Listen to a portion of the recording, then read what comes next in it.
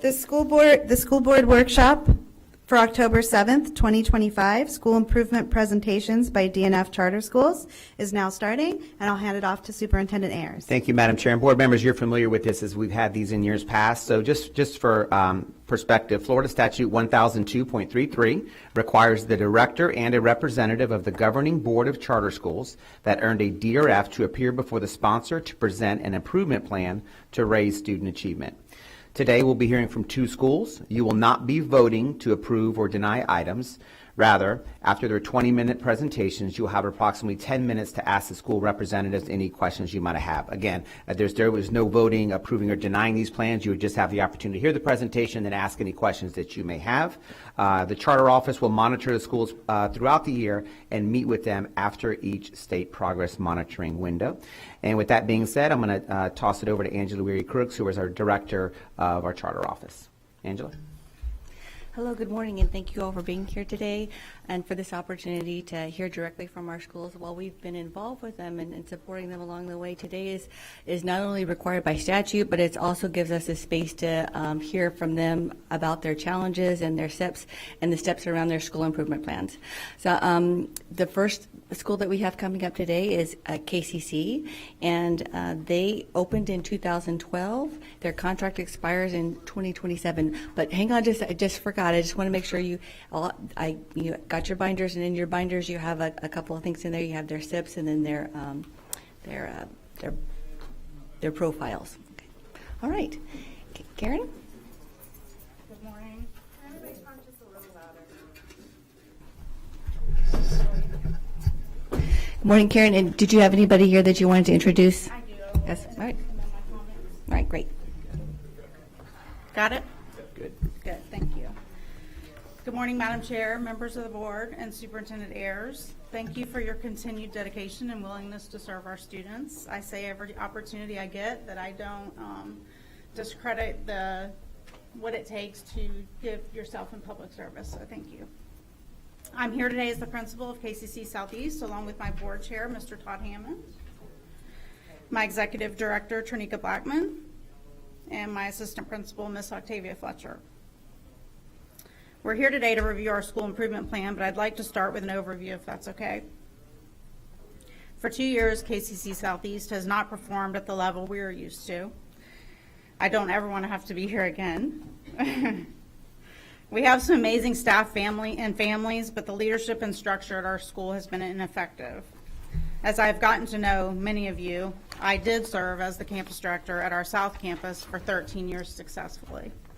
We were never at East School.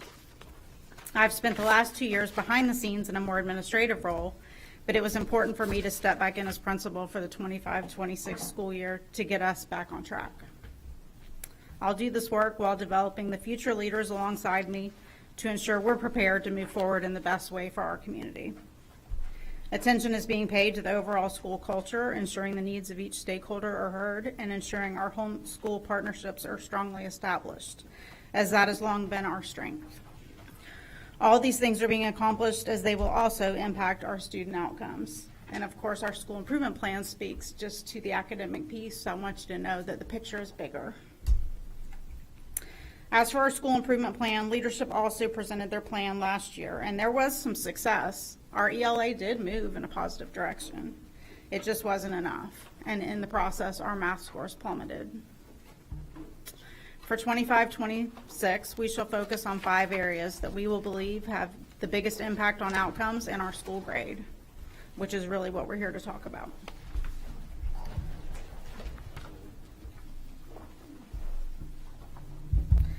First of all, we are working on Tier 1 instruction in math. As I just told you, that was an area of significant weakness last year. In grades 3 through 8, we want to get those scores to over 50%. Oh, thank you. See if I can get it to work. You all have this. Do you need to look at it? You good? Just from that slide, just understand we have a large population of English language students and free and reduced lunch students. Stop going, there it goes.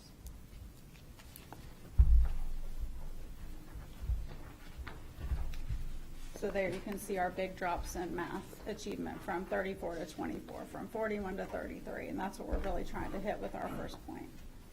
So this first area, like I said, is our Tier 1 instruction in math to get to 50% overall in grades 3 through 8. We're using IXL school-wide to incentivize students. We're using it both at home and at school, and being able to track their data more closely, not just for our Tier 2 and Tier 3 kids, but also our Tier 1 kids.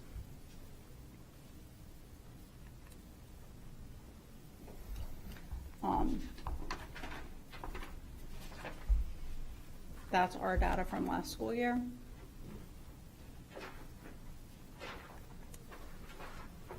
And the interventions that I just mentioned.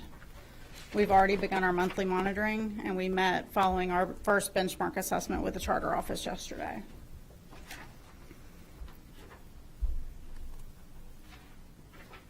We've already put IXL in place. We've met our action steps up to this point. We've communicated to our families. Our next steps are to put in our incentive programs so that we can start to recognize and reward our students. Goal 2 is science. Our science scores were also significantly low and should be able to be impacted greatly through just a focus on good science instruction. We have developed a focus on the 5 E's of science, which are to engage, explore, explain, elaborate, and evaluate in all grades. We did PD on that with all of our teachers, and we have developed a classroom walkthrough to make sure that those tenets are being followed in classroom instruction. We have a benchmark assessment that we give in science in grades 3 through 8. It's a standards-based assessment, so it will allow us to see their areas of weakness and target them as well.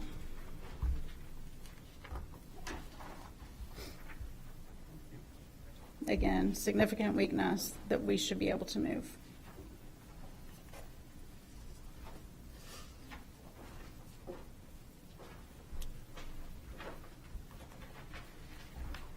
We've done our professional development already. Our classroom walkthroughs will be our next step to ensure that the 5 E's of instruction are being followed.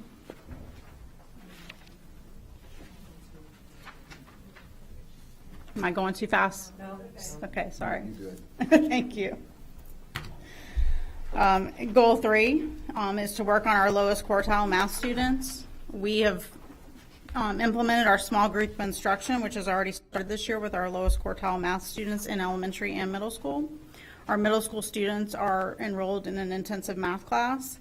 They are put on IXL during their class time and are supported by a teacher as well.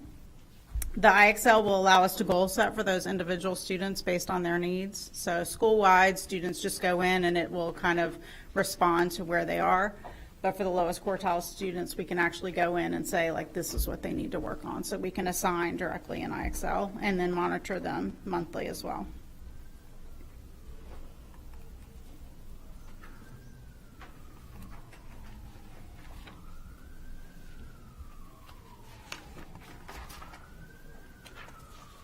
And those things have already been accomplished. We just now will do our walkthroughs to ensure fidelity.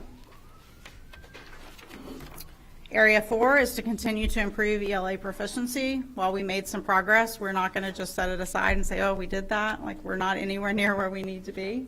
So we will, we've also included the ELA portion in our IXL subscription so that all students have access to that. We've implemented new this year, Read 180 with our intensive reading students. Yeah, and we've also purchased the teacher manuals that go along with YouFly, and done professional development and implemented that in K through 2 and with our intensive reading teachers.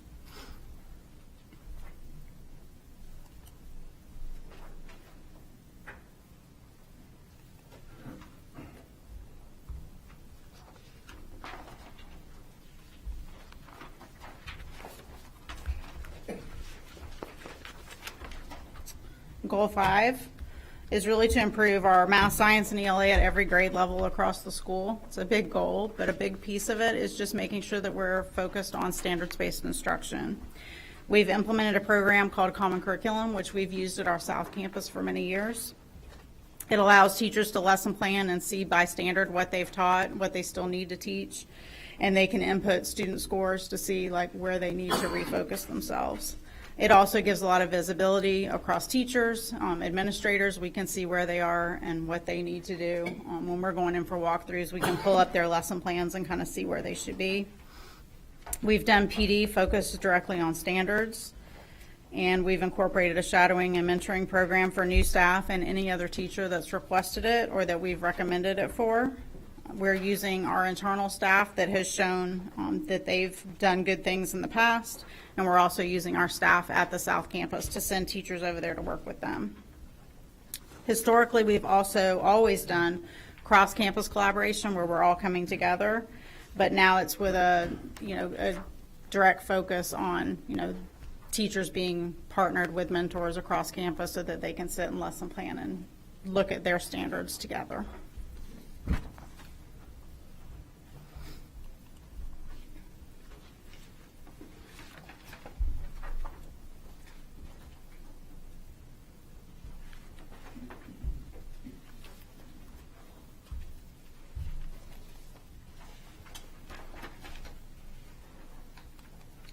It's not, I think that's the end. I feel like when I got done writing the school improvement plan, I said we're going to do everything to everything. So, but I think that's a little bit of our goal. It really is, to revamp, like we are starting over. We've brought over 5 or 6 staff members from South Campus to Southeast to kind of help us do the work that we know they've been able to do before. So there's a lot of things you can't necessarily put on paper or explain, but we're already feeling the culture shift. It's already different. Our K-2 scores are already significantly higher than they were at the same time last year. I think that just speaks to leadership and the expectations that are in place and the structure that we've given them. It's very structured. They know what every day looks like. Questions? You want to give them a cue? Okay. First is Dr. Hahn.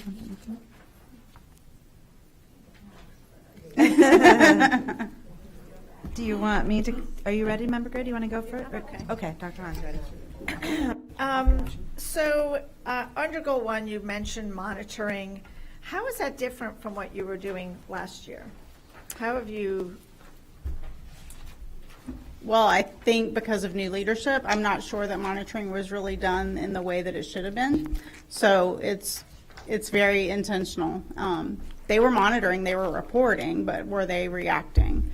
And that's what we're doing with our monitoring now. But the same teachers are there? Not in most cases. Not in most cases. Okay, so you've had turnover. Yeah. So if you're using the same monitoring, just The same monitoring tool, yes. monitoring tools, Mm-hmm. okay. Trying to ensure that it's actually, being used with the Tier 1 and IXL. Like, it was there last year, it was used in certain cases. It wasn't really incentivized for everyone to use. And especially our low-income families didn't have access to it, so we've made sure that they have time during the school day to do so. And can you tell me the math curriculum you're using again? You said it was, did you mention the math curriculum that you're using? Into math. What is it? Into math. Is that the same curriculum you used last year? It was new last year, yes. It was new last year. Mhm. Okay, so you're using the same curriculum, the same monitoring. And is that curriculum based on authentic instruction? So it's providing, so authentic instruction provides like real life experiences. You're doing math within real life experiences. So I guess my concern is that you're using the same exact tools and you're expecting a different outcome. Mhm. And, I would think with these types of, this data, you would have pivoted to more explicit instruction, more systematic teaching. So, that's concerning. And then can you talk a little bit about the professional development that you're doing this year around that's going to actually, using the same tools, actually, what's going to make this shift all of a sudden? I just Besides don't. the principal. That's a lot to put on yourself. Well, and I think I can speak to the professional development, but I think the piece is the teacher turnover we had last year. I think leadership wasn't strong, and we were seeing a lot of teacher turnover repeatedly. Our math scores in middle school were horrendous. We had 3 different math teachers. We had substitutes in between for long periods of time. Like, we're trying to put things in place so that doesn't occur. So what is your PD looking like now? Like, you've got all these new teachers. Can you just talk a little bit about, like, the frequency of their professional development around the tools and the assessments you're using? And I can. We did 2 weeks of professional development before school started, and a lot of it was focused on standards and the curriculum itself, as well as our new lesson planning tool, because it kind of ties both together. Then we do PD every Tuesday after school. We sit as an administrative team on Thursday to review what's happening in the school to determine the next month's PD on every Tuesday. So that's allowing us to real-time look at data and plan around that. And are the other teachers meeting in PLCs? They do. They meet in their grade level teams every week. They do? They And do. it's, they're using data-driven instruction? They are. Okay, well, I wish you luck. I think I would have probably made some pivots in other ways, but, and it is a lot to put on your back if you're, and look, I'm going to be honest, I don't know if just one person, can make that big of a jump that you're going to need to make in the next year. I wish you luck, but, I probably would have, well, it's not my call, but I wish you luck with what you're setting out to do. I think it's going to be a very heavy lift, given you're not doing anything different than the year before. Right. So, okay, thank you. Thank you, Dr. Hahn. Member Gray? Thank you, Madam Chair. And Karen, you and I spoke at long length, and I just want to say that I am so impressed with the motivation that, yes, we did some mistakes. We didn't have this, that, and the other, which are components, this, that, and the other, I'll say, professional development.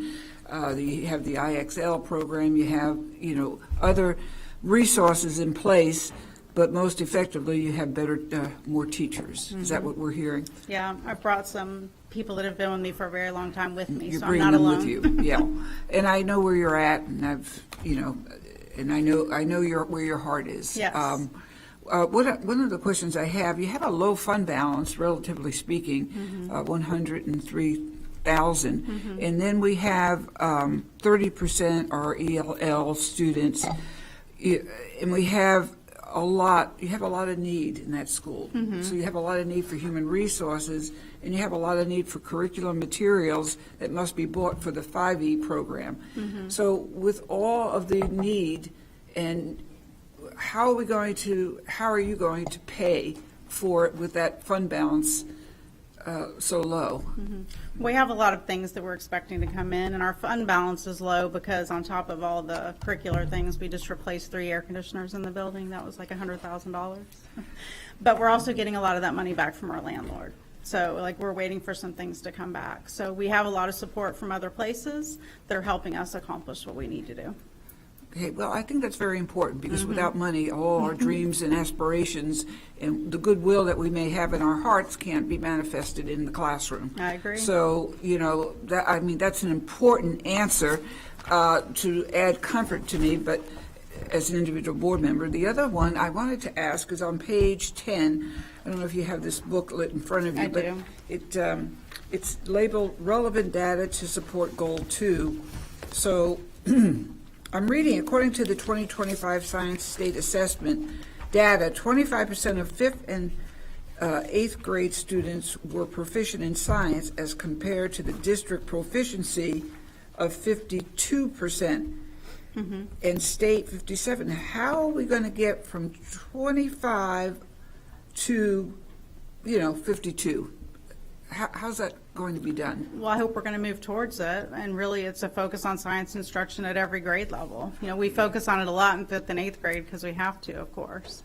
But this year, it's just one of our focus areas. We've had a PD every month to focus on science. Okay. And those science teachers we're spending a lot of time with. We have 1 5th grade science teacher and 1 8th grade science teacher. So it allows us to work closely with them to move those kids. Will we get to 52? I don't know. I'd like my goal to be 100, but Okay. I hope we Okay. move towards it. Yeah, it's a very good goal to have, of course, reach for the stars and end up at the moon. Yeah, whatever Kelly that's- tells me I set my goals high every year. I Yeah. said, that's right.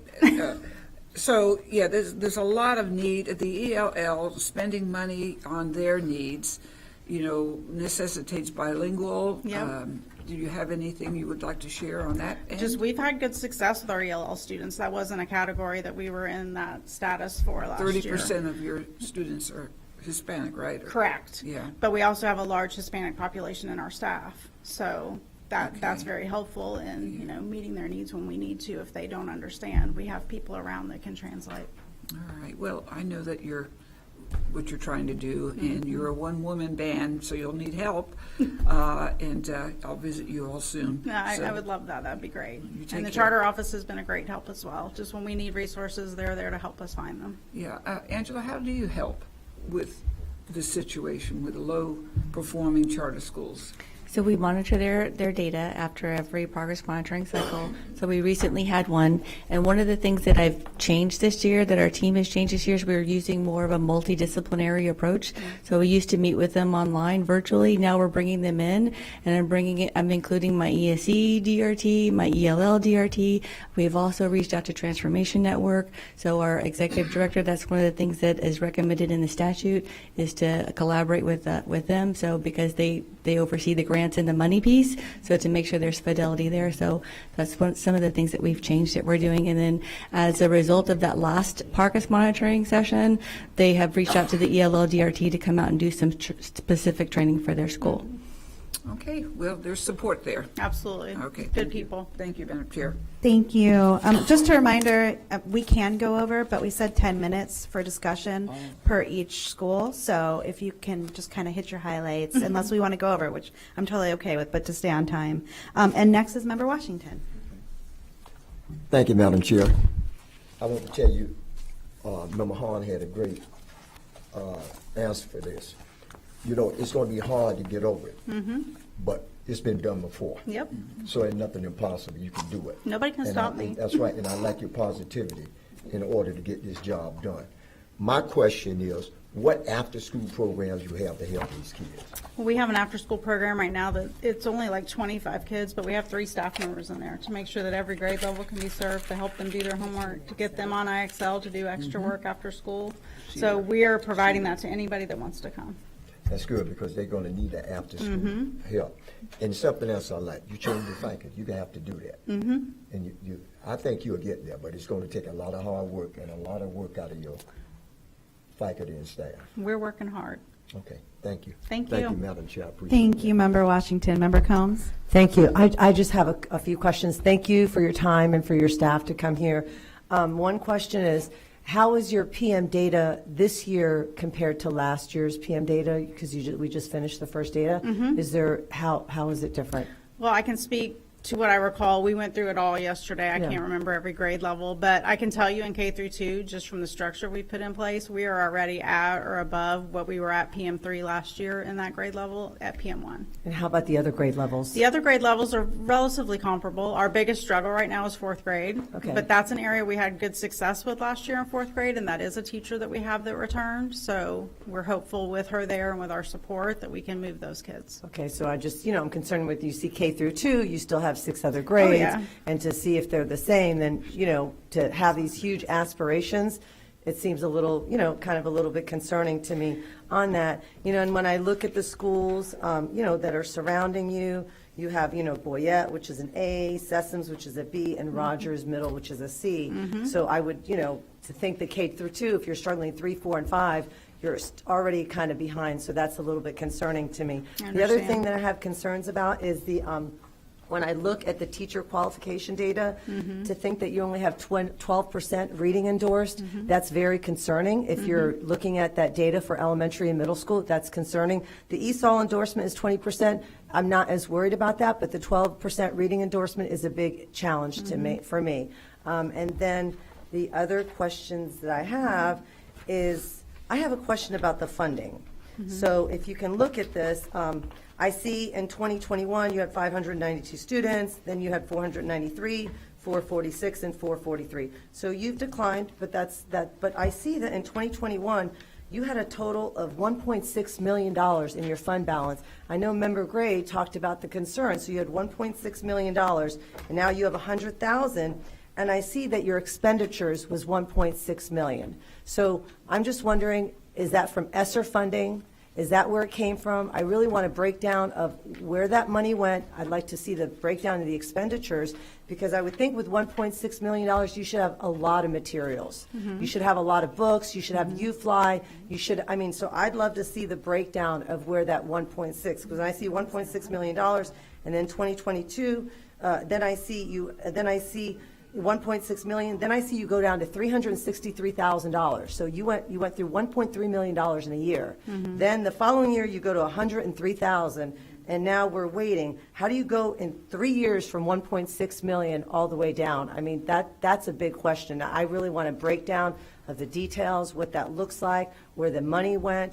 I mean, I'm still waiting for Victory's audit, where they had so much money spent in half a year for administrative fees, as much as they had a year. I'm still waiting for that audit, so that's concerning to me. That's a big flag to me. So can you explain where that $1.6 million went? I can get that information for you. I mean, that's a Obviously- lot of money. Do you have any idea where any of it went? Well, Like- of course, our enrollment's gone down and our expenses haven't changed. Yeah, but the so- enrollment from 593 to 443, I mean, that's not, like, your enrollment didn't go that much. So, I mean, 1.6 million, you must have an idea where some of that went. I mean, there were a lot of extra expenses. We do have a lot of new equipment on campus. We have a lot of things, but I could get you a report to Okay. show you where those things went. Yeah, I was just concerned because it seems like a lot of the materials, and then that when Dr. Hahn asked about materials, then it seems like you should have a lot for that. So I definitely want that breakdown, because that number is concerning to me. Okay. We thank did you. buy almost all new curriculum last year. Okay. But as I said, but overall, and I'd love to see what it was in 2020 and prior to that, because that's why I asked, like, what year you opened, because I'm like, how does that happen, and how do you go through that? And it's concerning that here you are, 2 years later, and you're talking about getting money for an AC, and then you had $1.6 million. I would think you should have spread that money equally, so that way you wouldn't be in the fund balance that you are today. So that's very concerning to me. Okay. Thank you. Thank you, Member Combs. Member Rendon? Thank you, Madam Chair. There were with two different campuses, you were running two different programs as far as like the IB program is being used. Correct. At the Southeast campus. I don't see anything in there about that IB program at this point. The IB program hasn't gone away. We just reaccredited last year. But right now, we are focusing on standards. Because we have a lot of new staff and new staff to IB, we can't really bring them in and make them do IB the first week of school. If you've ever tried to do that, that's impossible. So we're really focused on standards-based instruction, and then we will weave in IB as that makes sense. So right now, the focus is on just this curriculum as we Correct. go. We're going back to the basics on Correct. that. And the math curriculum was new last year as well? Correct. And then UFly was the English curriculum that we adopted? It's a supplement. Like, we have Wonders still. Okay. ELA curriculum will re-adopt soon, but UFly meets gaps that Wonders doesn't meet. Correct, the combination with definitely Right. with the science of reading. Right. And then are you bringing on any outside facilitators to support any of the building or the growth or the redevelopment? So any other facilitators outside that are coming and helping with professional development or anything from an outside? Not right now. Okay. Have you all tapped into any of our professional development, especially within reading, since we are using mutual curriculums? Yes. Okay. We do send our staff to your professional development often. We actually were looking at the literacy micro-credential through the University of Florida, but that's closed right now. And we've just hired some staff that need reading endorsements, so I hope that opens again soon. Okay, thank you so much. Thank you, Member Rendon. Okay, so I have some questions kind of in the line of Dr. Hahn, because I think what's really important is focusing on the data and data-driven instruction. But I have some concerns just because of the data that you're presenting today. It doesn't really lend itself to understanding how you're kind of chunking it down, identifying individual data by grade bands, what that looks like. So I'm curious what your PLCs look like. But even in just looking at your teacher qualification, I'm not really sure what are the percentage of certified teachers? I'd have to get you the information as of today because we're constantly hiring new teachers. Okay. Hiring teachers is a challenge for everybody. It's a challenge for us too. It definitely is, for sure. It's something we all struggle with. I know in classrooms right now, we have like 5 substitutes out of our 25 teachers. The rest have certification. So all of your teachers that are not sub are certified? Yes. Okay.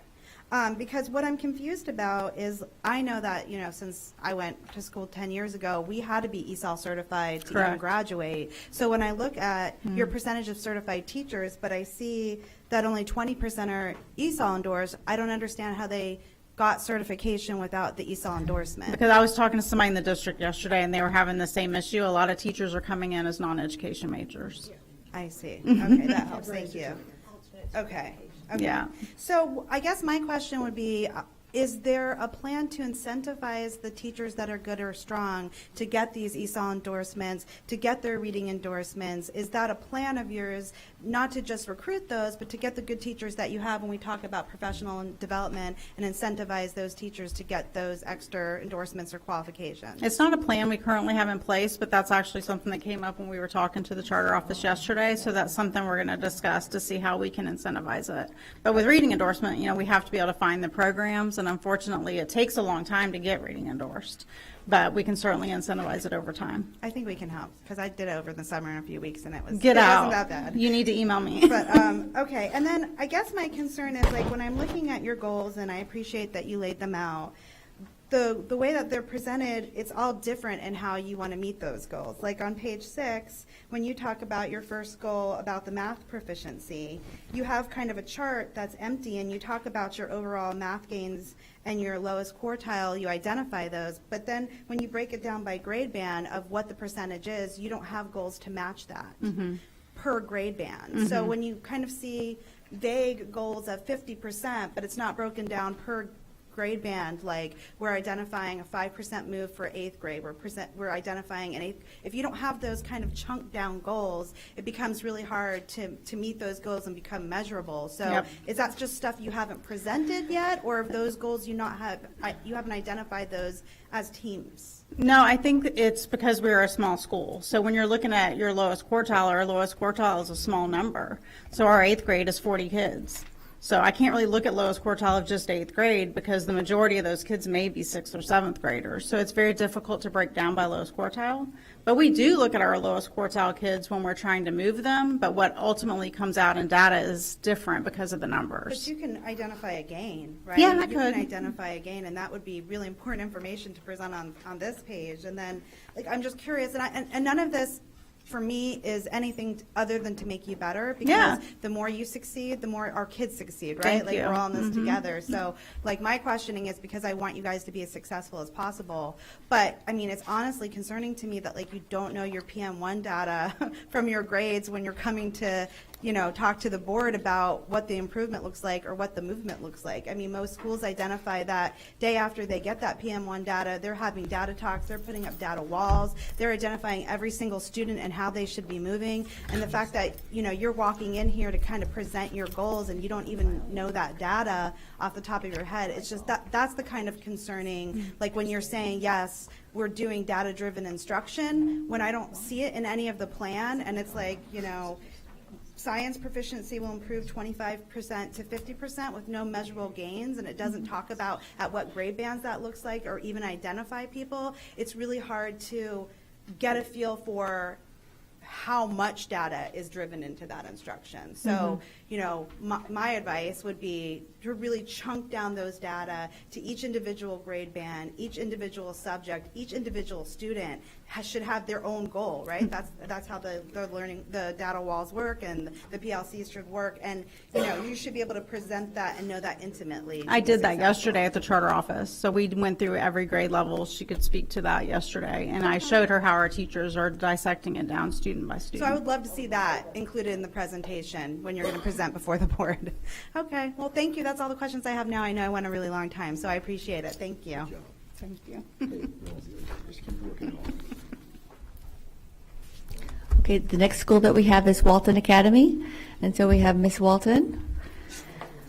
A little bit of background about Walton. They opened in 2004. Their contract with us will be up in 2029. Last year they were a D, and this year they are an F.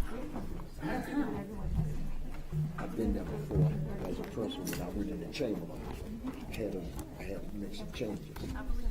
Yeah.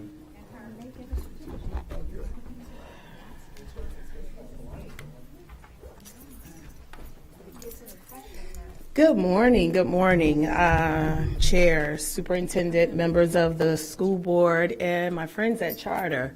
My name is Tanika Walton, and I have the honor of serving you serving as the principal and founder of Walton Academy for the Performing Arts. And thank you for this opportunity to speak to you this morning.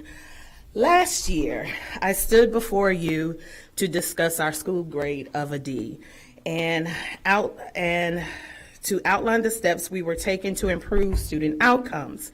While our recent grade of an F is deeply concerning, it has also served as a call to action, prompting us to reflect honestly, reevaluate our instructional systems, and strengthen our supports for both our students and our teachers.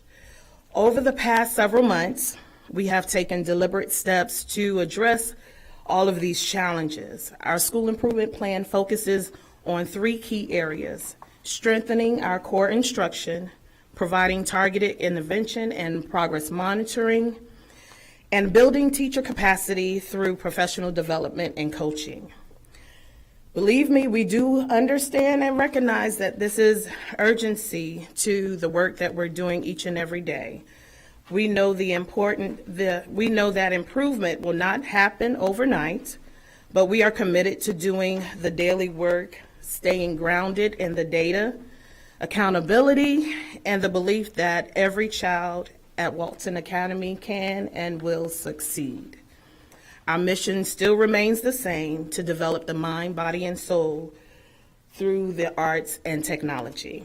So this morning, I want to share our data with you, the root causes that we've identified, and the specific action plans that we are implementing to move our school forward. So today I have with me Mr. Walton, our founder, and unfortunately, my school board chair, she is still at her oncology appointment this morning, and so one of the school board members is traveling from St. Pete because he had a presentation to do this morning, so he's on the Howard Franklin.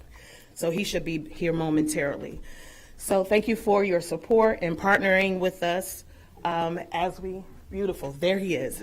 All right, look at God. All right, so let's begin. All right. So at this time, our school serves right now, as of today, 118 students and 7 classroom teachers.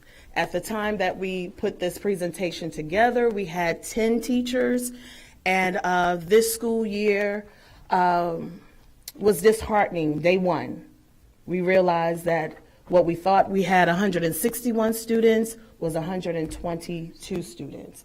So we had, which was a huge hit to our budget. And day 2, we had to transition immediately as to how are we moving forward. We made phone calls. Where are these students? And so we didn't know where they were. We anticipated them being in our seats day 1. So we actually had to make some transitions to our staffing. Like many schools across the state, we experienced some staffing transitions over the summer, and as few of our teachers accepted positions within the district schools. We have since filled those vacancies, and with a few of our classrooms currently supported by qualified long-term substitutes who have demonstrated instructional skills and a genuine commitment to our students' success. While the numbers may seem small right here, our team is deeply committed and growing stronger each day. Among these teachers, these long-term subs, one is in the master's program at USF. Another is in an alternative certification program. One is certified in another state and is working on her Florida certification. And then I have 2 that is still struggling to pass that general knowledge and subject area exam. And so we're working with them diligently. But I am confident that we have the right teachers in place. We have passionate educators who believe in the mission and are willing to do the hard work that it takes to move our kids and school to get out of the place that we're in right now.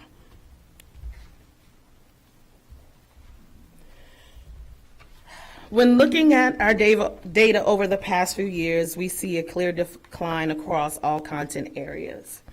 in our ELA, math, and science. Our third grade ELA achievement dropped from 67% in 2022 to 27% in 2025. And overall, ELA and math performance followed a similar downward trend. Learning gains, especially amongst our lowest 25% of students, have also decreased significantly.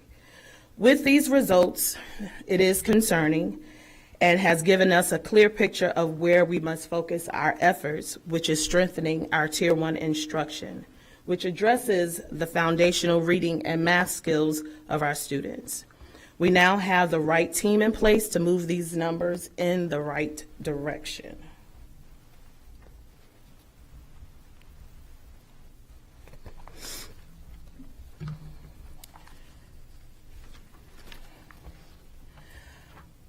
Our first school improvement plan, it focuses on implementing benchmark-aligned instruction to raise our student achievement and learning gains across all of the content areas, and we've identified for ELA, math, and science. Our primary objective is to ensure that all instruction is directly aligned to grade levels, standards, and supported by consistent data monitoring and coaching. Through this work, we aim to increase to the numbers that are listed here on this slide under the measurable outcomes. To achieve these outcomes, we are implementing a structured monitor process that includes biweekly data analysis, weekly lesson plan reviews, classroom walkthroughs, and targeted coaching and support.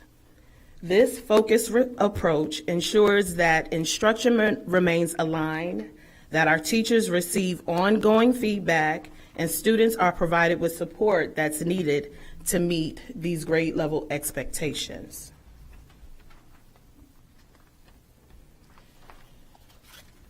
And here is our 2025 spring data, which reflects why we're here today. These numbers are some of the lowest that we've seen since 2011, but history reminds us that this is not an unfamiliar territory. In 2012, we rose to a C, and by 2013, we earned an A. That same determination, teamwork, and commitment to excellence that carried us back then is still with us now.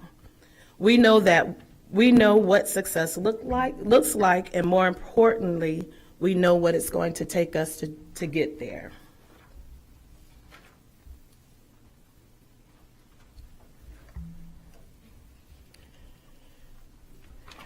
This intervention ensures consistency, standards-based instruction through weekly collaborative planning, data-driven decision-making, and continuous monitoring to improve our teaching effectiveness and student achievement.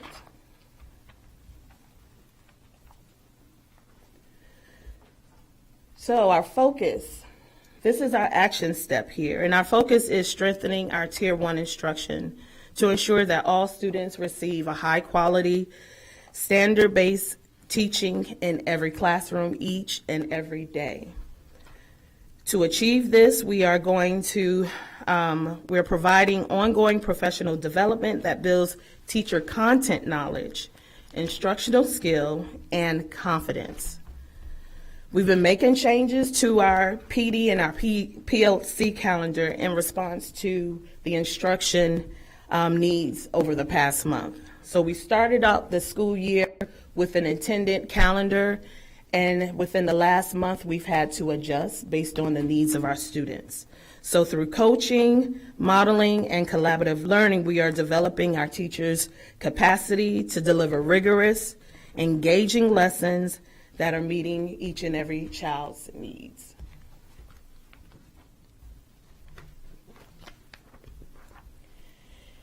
In addition, we have embedded some collaborative planning lessons or sessions, deconstructing of the standards, and we started this during pre-planning days, and common assessments to ensure that the alignment and the fidelity of instruction is happening. Between myself and my academic coordinator, we have been in more classrooms, conducting walkthroughs, providing feedback, and providing direct instructional support. So by investing in our strong Tier 1 instruction and intentionally coaching and consistent teacher growth, my hope is that we're laying a foundation that's going to be lasting for academic improvement and building an environment and culture that's going to support both our teachers and our students. Now, we understand that with strong Tier 1 instruction, all students will grow and make gains. Hold on. Nope, let me go back. We understand that that with that, all of our students should be making gains. And we've identified those students that require additional support. And we've started our small group instruction for Tier 2 students and targeted interventions for our Tier 3 students so that we can close those specific skill gaps and accelerate the learning for those kiddos. Our second goal is to improve the daily student attendance and reduce the tardies across all grade levels with special attention to that bottom quartile students. We recognize that consistent attendance is essential to both our academic growth and our school improvement. Our measurable goals are to reduce the chronic absenteeism by 20% and decrease the number of students with 10 or more tardies per quarter by 25% between that first and that fourth quarter. As a part of our monitoring plan, we meet on Mondays to review the attendance and tardy reports from the previous week. We identify some of the patterns and plan for next steps, be it contacting parents by phone, be it sending letters home or sitting with them myself. But I've been sitting with them for the past 3 or 4 weeks in our conference room. I catch them while they're coming in. Since the beginning of the school year, we have been we've been in constant communication with about 8 families whose students have demonstrated ongoing attendance concerns for the past couple of years. But in addition, we've also launched our school-wide attendance campaign to help promote positive attendance habits and recognize those students and families that are showing improvement.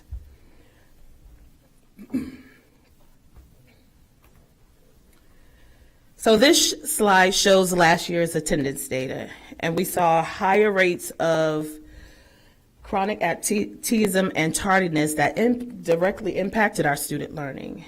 And this year, we've strengthened our monitoring and family communication, and our current daily attendance average is at 96.03%. So we are on the right track.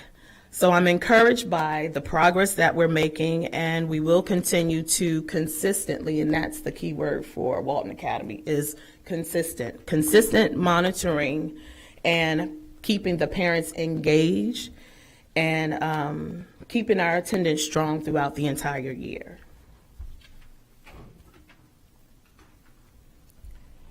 This year, we've implemented a multi-tier attendance and intervention plan that focuses on identifying those students that are at risk with attendance, consistently communicating with parents every time we meet, and positive reinforcement. So our goal is to sustain and maintain our average daily attendance and not drop below that 93%.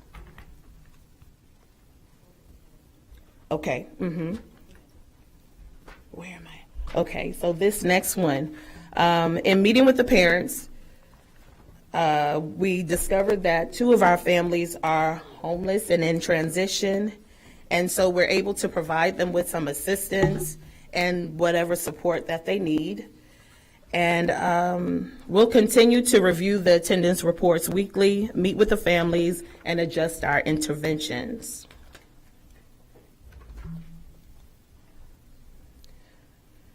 So our attendance, we've launched this school year a parent attendance awareness campaign that keeps our families informed and involved, not just with attendance, but with also in the academics.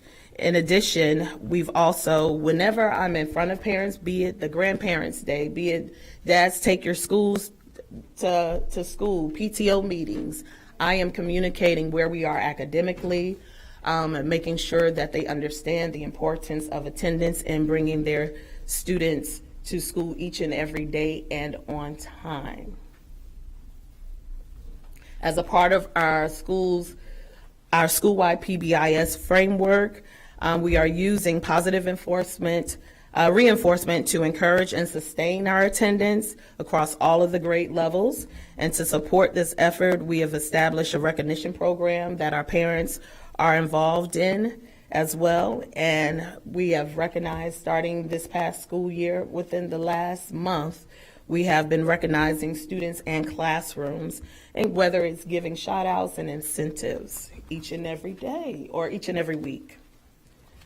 So in closing, while the data shows that we have significant work ahead of us, it also reminds us that the potential within our school community.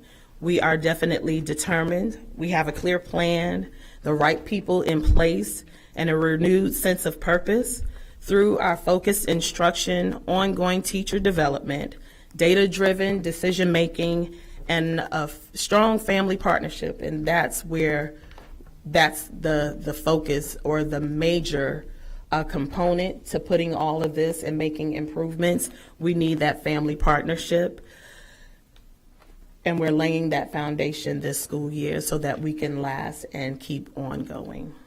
So I thank you for your time today and your partnership with Walton Academy once again. Thank you. So we have a few minutes for board members' questions. Member Gray, you're first in the queue. Yes, thank you, Ms. Walton.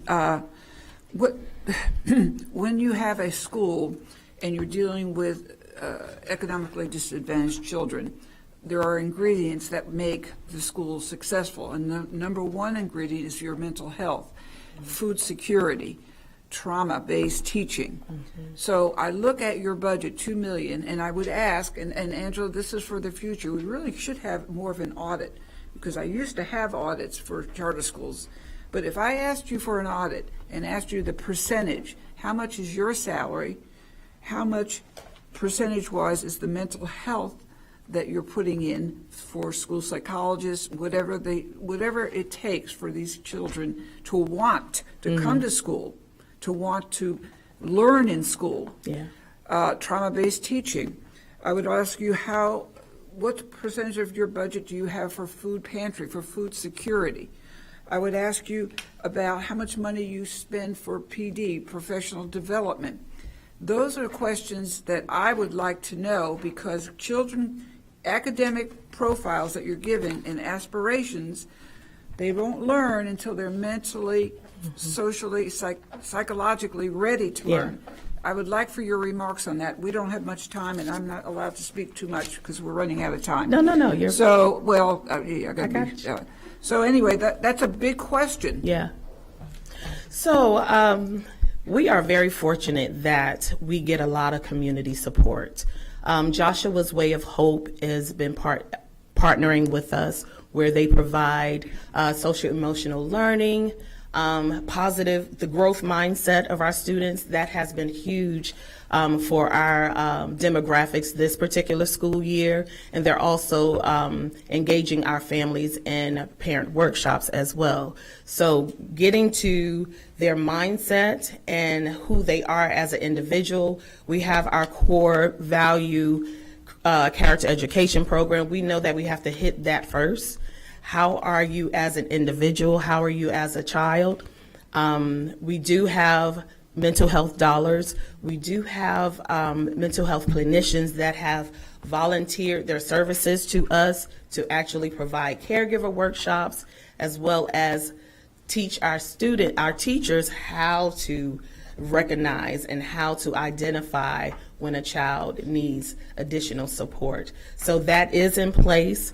We actually, Broward Elementary, which is right down the street from us, a few blocks, they have a food pantry that we also send our families and let them know that on Tuesdays or Thursdays that they can go and get food. We also have, I don't know the name of the organization, but every Friday we send home each and every child with 1 or 2 bags of food to go home. And then we have some families that we know, or some children that in the morning we know they're a little bit hungry, so my food service worker will give them a few extra things to put in their backpacks.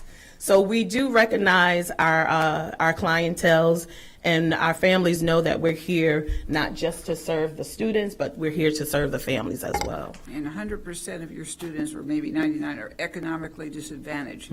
The meals, the food security is critical. Yeah. I'm not going to say anything more, but I think definitely the improvement, in my opinion, needs to be put, the monies need to be put towards the mental health and well-being of the students. Thank you. Thank you. Thank you, Member Gray. Dr. Hahn?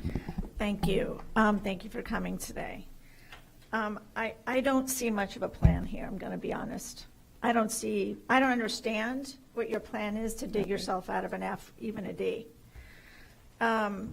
Attendance is 88.9% of kids are attending school. That could be higher. That's not one of your big problems. That shouldn't even be in this plan, to be quite frankly. If that's what you're focusing on, when you have 27% of kids that are proficient in reading, and your data is low, I don't see any mention of evidence-based instruction. I don't even know how you're monitoring your students other than the frequency of it. You say, learning starts with strong instructions. You have 60% of your teachers are substitutes. Your enrollment is dropping. I would imagine it has something to do with the actual facility that you're operating, which I've heard it's barely able to be occupied, quite frankly. So, this is not a plan. Maybe ask the school that presented before you to look at their plan. There is nothing about how you're addressing your bottom lowest quartile, which have reading, they're in the 8%. How are you addressing that? Okay, well, I don't see anything. This is all about, we're going to talk about standards, and this is like the most basic stuff that should be happening anyway, but how are you addressing the academics in your school that are just, there is nothing of substance that tells me you're going to get yourself a better school grade. I'm sorry. This was shocking today to me. As a 30-plus year educator, this was shocking. okay, well, I appreciate your comments. I disagree. If students are not in the classrooms, if they're coming 20 minutes behind, if they're tardy constantly and they're That's not why part you of our have an F. bottom quartile, then we can't teach those students that are in the classroom. So we need students in the classroom in order to teach. We actually, all of our curriculum is aligned to the best standards. What is your We are curriculum? using Wonders. We're also using Savas Envision for math. We're using Florida Science for science. We also use iReady to help as diagnostic testing and for instruction. We also use supplemental with iExcel. Those are tools that we use to engage our students at home that we've invested in. And so a lot of what I've shared this morning talks about some of the focuses that we need for our demographics. We've done things in the past, but in conversations with other professionals, other educators, and with my charter friends, is that our focus needs to be more so on Tier 1 instruction.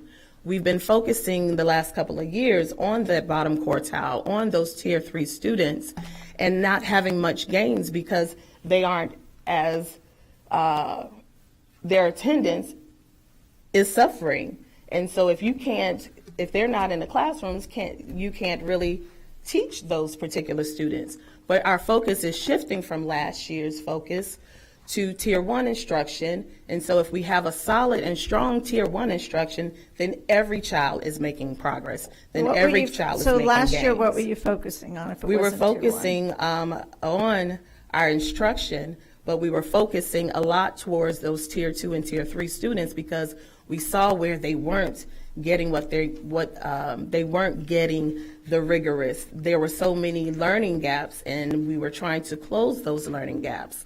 However, our focus now is to make sure that we have a solid and strong Tier 1 instruction supporting our teachers and making sure that they understand the content knowledge, But that you- they can deliver the You need, instruction. I worked in turnaround. When you're in a DNF school, you need to have strong Tier 1, Tier 2, and Tier 3. So if you're going to put all your eggs in Tier 1 and 2, you're going to lose those struggling kids in Tier 2 and 3. My problem is none of what you just said is reflected in this plan. What you just told me, that should be in this plan. Now, the attendance is important, of course. We focus on attendance, it's one of our buckets.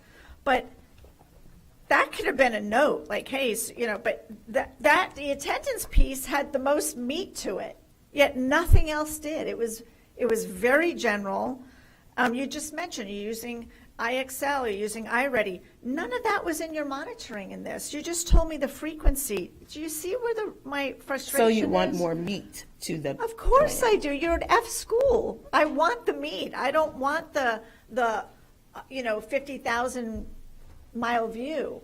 I want in the weeds. So I'll leave my other colleagues to comment. 'Cause I know we're short on Thank you, Dr. Haran. Member Rendon? Thank you, Madam Chair. I was out there a little over a year ago, in the spring of 2024, and you had students that were just very engaged, and they really wanted to perform, and they loved the performing arts piece of it. And at that time, even then, you were discussing some of the struggles that were going on with the school and things like that, and especially now we're hit by two hurricanes, and more things. But at the end of the day, I have to agree with Dr. Hahn. This plan doesn't really reflect what you're going to do in the school. And I understand that there's a focus on attendance, and I understand that tardies are a big issue. 89% attendance sounds like a lot higher than even many times our attendance rates are. So, but the meat and potatoes of what we're going to do, it concerns me. I wasn't really clear. It sounds like you have 7 teachers this year, and none of them have a teacher certification currently in the state of Florida. No, that's not the case. Okay. We have 7 teachers. 4 of them are new, and 4 of them, one is at USF in their master's program. One is in the ACP program. They're a certified teacher, and they're going to their master's, or they just got their bachelor's in something. No, they have their bachelor's in something, and then they are going to master in So they're their not in a the master current program. certified teacher. Correct. One of them is in the ACP program. One is They have a temporary certificate. right. One is certified out of state and working towards their Florida certification, and then 2 are actually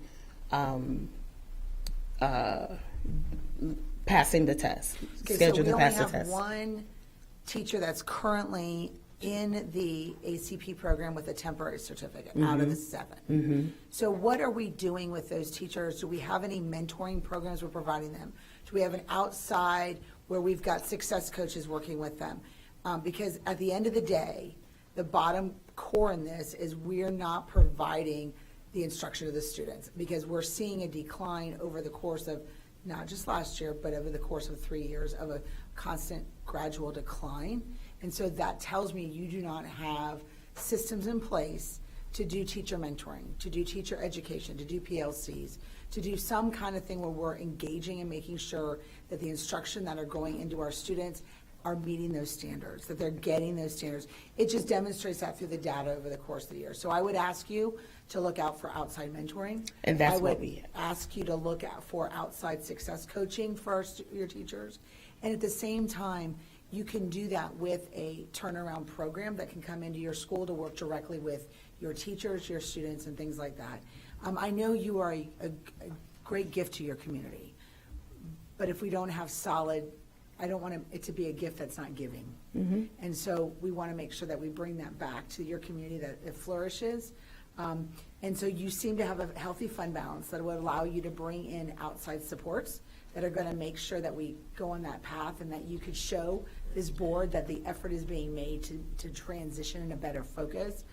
And we've started that during our pre-planning. We've had 2 consultants to come in and work with our teachers with lesson planning or backwards lesson planning and looking at the data. And so that's been ongoing. So we do have a consultant that's coming in. So I think that goes back to Dr. Hahn's point that this plan is either not reflective of what you're telling us today, which what you're telling us today is what you're doing at your school. And so maybe we need to make sure this plan is truly reflecting what you're doing for those academic gains. I Yep. think that's really important. We also know that as far as the facilities go, there's concerns from the code enforcement. And based upon that situation, you're at a 30-day point. Where are you at with that to making sure those improvements are done? Because the way, at this point in time, my biggest concern are the 118 students. And if that's not met, where that's going to lead, we don't want to put more trauma on any student at all. So could you Of elaborate on of that, course. please? So we've got an extension till November, the first part of November. Each week there are progress made towards some of those reports or what are they called? Violations that's on that code enforcer report. We are working with AAA. They're our construction company to work on getting our floors. Our original quote last year was $67,000. We don't have that to replace the flooring in our building, but we are working with AAA, and they are volunteering their manpower to do the labor, and all we have to do is purchase the materials. So they have been in our facility over the last 3 weeks, and we're coming up with a plan to get in phases to get which rooms, which floors to start replacing. We are probably, I would say roughly 45 to 50% of the items that are on that list of being completed. And we've had. So do we, as a board, do we have your word that that is going, the deadline will be yeah. met? Oh, most Okay. definitely. We would be remiss if we didn't ask. Most definitely. Most definitely. Okay. We are actively working towards getting all of those complete. The flooring, we probably going to need an extension because we can't get a 10,000 square foot building with new flooring that quickly. So we could be there could be some jeopardy on that. Well, not jeopardy. They're already aware. They've already put in place that it's going to take a little bit longer, but we've been in constant communication with the individual that has been out to our school on a weekly basis. So they know what we have done, but all of the other items, those will be finished. Okay, because, I mean, that is definitely a very big concern of ours, that we've got to make sure that it meets code for any student to be in it. So, Of course. we want to make sure that we've got that followed up on where we're at with that. So appreciate your time. I don't want to take it more than one. Thank you. All right, thank you. Member Combs? Thank you. And thank you, Ms. Walton, for coming and for your passion. You know, this school is in my area, so I do have concerns because when I look at Broward Elementary, it went from a C to a B, Seminole went from a C to a C, Edison went from D to a C, and you went from a D to an F. That's really concerning. And also, your English language from 2023 to 2024 went down 25%. So the idea that you're coming in here without a real plan for your English and for your math and talking about that is very concerning. So I don't know where you are in PM1 right now compared to last year. So do you have those scores right now? Yeah. And I want to be honest, they don't look good. It was evident that there was a summer slide, that our parents were not working with them over the summer, that they didn't participate in our summer IXL challenge. But our ELA for third grade, and this is the FAST data, 21% of them are scoring a level 3 and above.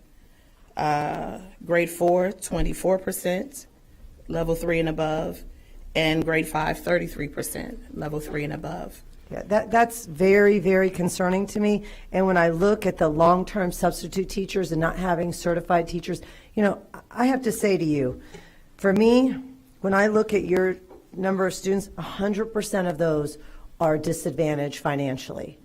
And you're not going to break that cyclical poverty with what you're doing. I'm sorry. Those students are now at the lowest level, and it's very concerning to me that they're not going to have a great opportunity. I'm also concerned about your facility, the maintenance of your facility, having windows broken. You talk about floors not being repaired. I'm curious.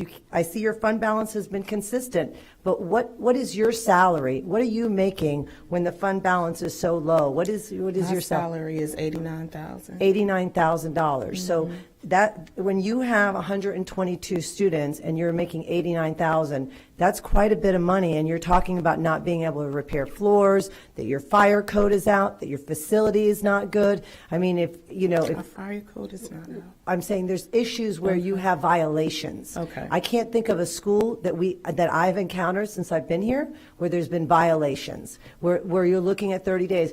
At Victory Charter, they closed the schools, and the parents didn't even know until the day of. That's happened to us before. And so when you have students at such a low level performing, and then you're at 30 or 60 days, talking about fire alarms, here we go. Elevator I'm just issue. So, my first thing is always quality of the teacher. That's the most important thing. That's the most effective thing. I mean, are you a certified teacher? No. Okay, so that means in the entire building, we have one person who's. No. Or, It's more than one okay, person. but the majority of your people, majority of your educators are not certified. And that's why we're Including putting a you lot who's of making investment in them Including this you who's year. making $89,000, right? You're making that, and your enrollment is going down. For me, it's not about the school, it's not about you. I don't care if people choose charter, homeschool, public school. What I care is about those economically disadvantaged students who now they're going down. And when you see the scores going up in the entire area, but you're the only school in the area that's going down, and your PM1 scores are not showing me that there's going to be improvement, to me that means that child is going to have cyclical poverty, and that's very concerning to me. That's very concerning to me. And also the concern with your facility. I need updates on a regular basis, on a weekly basis, because if you end up not meeting those violations and your school's closed, I need to make sure that those students know where to go next. Okay, so that's my area, and I know they can go to schools that are strong. They have certified teachers, they have the facilities, they have the curriculum, and they have a better plan. So to me, I'm surprised that you even have 122 students. That's very concerning to me. So with all due respect, for me, it's not about the school, it's about the children, and that's very concerning to me. Thank you, Member Combs. Okay, so I've looked through this. I mean, I don't see, I think there should have been more than 2 goals for sure, right? The first one talks about instructional practice, and I think that's obviously what the feedback that you want to hear is that, we put a lot of emphasis and we talk as a school board in our own schools about what that looks like a majority of the time. So instructional practice and what that looks like. And then, I think that goal 2 is important. We do talk about attendance. So I agree that's important, but it does seem like there's more focus on that than the first piece. And I think overall, that's what you're hearing from the board is that there's concern that, yeah, the kids have to be there to learn, and we've identified that. We have Everyday Matters. But just to kind of go over, so you're using Wonders as your ELA curriculum. Did you say you're using iReady for your monitoring? Yes. So you're using iReady. And then to reinforce your math, you're using IXL? IXL, but for our curriculum is Savas. Okay. And Vision Math. Okay, so I'm not familiar with that one. The IXL piece, how aggressively are you making sure kids are doing that after school as part of their homework? Because I know a big piece of that success is not just using it in the classroom, but really that engagement outside of the school. So when I see your positive behavior reinforcement, the focus on that, are you really including to make sure that IXL is getting used outside of the classroom for the best That's part of our effectiveness? PBIS. and our October challenge. August and September, it was mainly focusing on iReady. And then so now in October is where we kicked off the iExcel challenge so that the students can earn points for being proficient in the time spent. And so meeting with the parents over the next month, we have 3 or 4 different opportunities that we're meeting with third grade parents, kindergarten parents, PTO meetings, PBIS kickoff, so that we'll be talking about getting on academic achievement, talking about attendance, talking about iExcel and all the things. So I think that you've identified the culture that you need to change in your school, and I hear a lot about that. But like when I look at, okay, if you're using iReady and you're talking about you're analyzing data biweekly, I think that you should make that a weekly analyzation and even a daily analyzation, you know, even if you take 15 minutes to look at what those scores look like. And then, you know, reviewing lesson planning weekly, I'm assuming those are blocks of weeks of lesson planning, and that's why you're only doing it once a week. Conducting weekly walkthroughs. I hope, you know, you said you've been in the classroom a lot, so I hope what that really means is every single day you're walking through those classrooms to see what that looks like. Do you know if you're using the tools embedded in iReady as not just the progress monitoring, but once they've identified where they're at, to use those tools to enrich those Once that we've instruction? identified those tier 2 and tier 3 instruction, then we're digging deep to see, okay, what are the groupings and what skills those students need, and also what lessons go along with those skills to help with that, closing the gaps. And similar to the other school, do you have your PM1 data? Do you I know that do. offhand? Do you know where you're at? Okay, sorry, I missed that. Then thank you for having that. I appreciate that. The other piece that I was wondering is, and I hate to like point out a specific curriculum, but we have had so much success with UFly, and you heard the other school talk about UFly. It's a great piece for breaking down that phonetic awareness and getting back to phonics, because iReady can monitor it, but that UFly really, really enforces that phonemic awareness that kids seem to have missed in the early learning stage. Is that something you're looking at? I know you're Yes. putting me on a time, aren't you? Oh, okay. Yes, the charter office, in our conversations yesterday with the charter office and reviewing our beginning of the year data, we talked about UFly and incorporating that as well. Okay.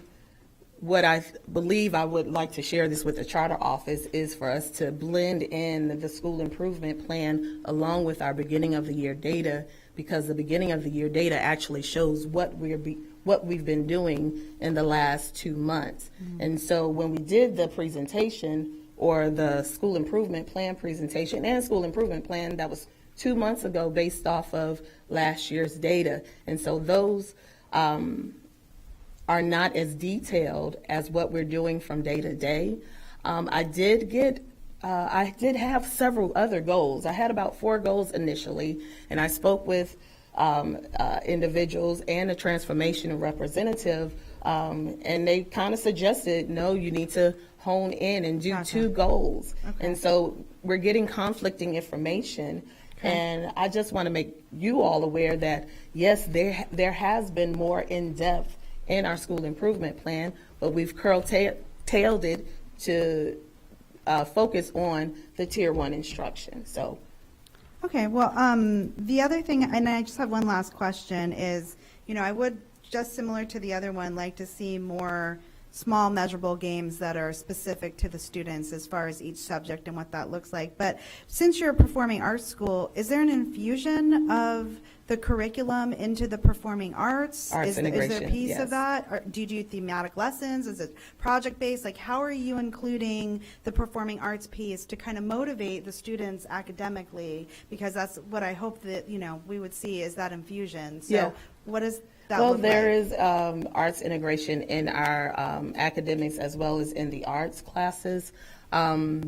Just this past Friday and Monday, I had my 4th and 5th graders, I snuck over to their classroom where they were doing presentations on Hispanic Heritage Month, and some of them had to use their iPads to create slideshows or create brochures, and also to have entertainment component of it, whether it's music, whether it's dance. And so actually, they'll be at the Colombian Restaurant next Thursday presenting those projects as well. So yes, we do that as well. Okay, but then you're tying that into instructions somehow? Yes. Okay. Okay, that's all the questions that I have. I appreciate it, and I think, do you have anything? Yeah, well, that just you real add quick, to that? thank you. Just would kind of follow up just on the district side, non-charter, a lot of the discussion today were on PM1 and our progress monitoring. At the board meeting on Tuesday, academic services, during my superintendent's comments, board members will be discussing our PM1 data, where we're at, kind of the progress moving forward, and what the action steps are for their district. So just wanted to make you aware of that. During my superintendent's comment, we'll have an extensive discussion around our PM1 data, how it's looking, and where we're going from here for PM1. All right. Thank you, board members. Thank you. With that, this workshop's adjourned. You know, I didn't say that. No, it was supposed to end at 11:30. Them 118 kids, they come to the school for a reason.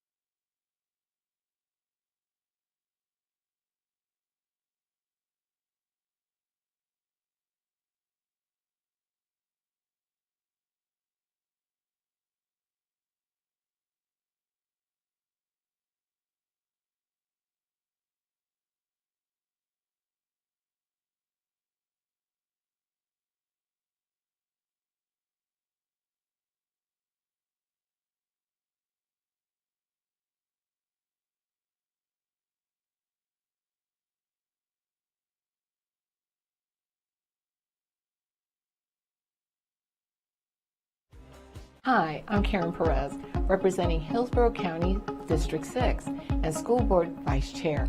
You're watching Hillsborough Schools TV, and together we're preparing students for life.